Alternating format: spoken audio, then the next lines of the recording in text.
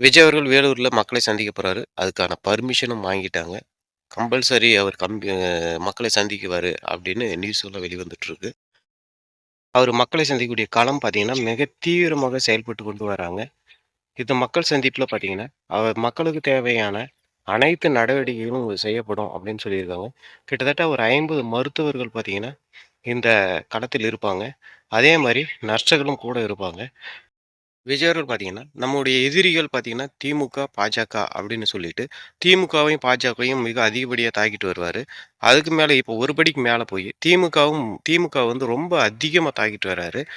இப்ப ரீசென்ட்டா நடந்த சேலத்தில கூட பார்த்தீங்கன்னா, திமுகவ தான் அதிகமா தாக்கி பேசியிருப்பாரு. இப்ப வேலூர்ல நடக்க போற இந்த கூட்டத்தில பார்த்தீங்கன்னா, அவரு திமுகவை அதுக்கு மேல அடி மேல அடி வைக்க போறாரு. விஜய் அவர்கள் திமுகவ ஃபுல் டேட்டாவோட தான் தாக்கப் போறேன் அப்படின்னு மாரி பேசியிருக்காங்க. அவரே ஹிண்ட்ஸும் எடுத்துட்டு இருக்காரு அப்படின்ற மாரி நியூஸ்கள் வந்துட்டுருக்கு.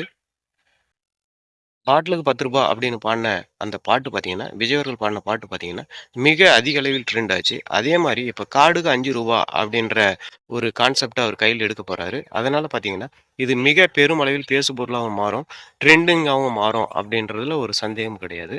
திமுக செய்ற ஊழலையும், பெண்களுக்கு சுத்தமாவே பாதுகாப்பு கிடையாது அப்படின்ற மாரியும் பெரும் அளவில் தாக்கி பேசப் போறாரு.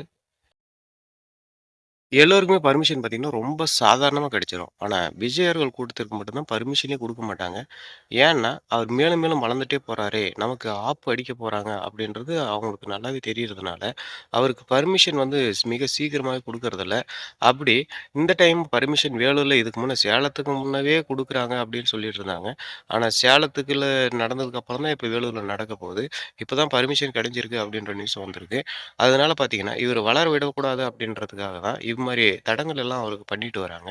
எவ்வளவு தடைகள் போட்டாலும், நாங்க மேலும் மேலும் எழுந்து வருவோம் அப்படின்னும் சொல்லிட்டு வராங்க. நாங்க தடைகளுக்கெல்லாம் அஞ்சி பயப்படுகிற ஆளுங்கலாம் கிடையாது. எங்கள பார்த்து தான் நீங்க பயப்படுறீங்க அப்படின்ற மாரி பேசிட்டு இருக்காங்க. இவனுக்கு மட்டும் எப்புட்றா கூட்டம் வருது? இவ்வளவு செலவு பண்றோம். இவ்வளவு பணத்த வந்து செலவு பண்றோம். இவ்வளவு சலுகைகள் குடுக்குறோம். அப்படி இருந்தும் நமக்கு கூட்டம் வரமாட்டுது. ஆனா இவங்க எதுவுமே பண்ண மாட்றாங்க. ஆனா இவனுக்கு மட்டும் எப்படி இவ்வளோ கூட்டம் வருது? அப்படின்றதுனால தான், அவங்க வந்து விஜய் கூட்டத்துக்கு வந்து மிக ஏகப்பட்ட தடைகளும் போடுறாங்க. அ தட தடைகள் கூட்டமே நடத்தக்கூடாது அப்படின்ற மாரி அவங்களுக்கு பர்மிஷன் குடுக்கக்கூடாது அப்படின்ற மாரி ஏகப்பட்ட பிரஷரும் குடுக்குறாங்க. இவன் குடுக்குற பிரஷருக்கெல்லாம் நான் பயப்படுற ஆளே கிடையாது.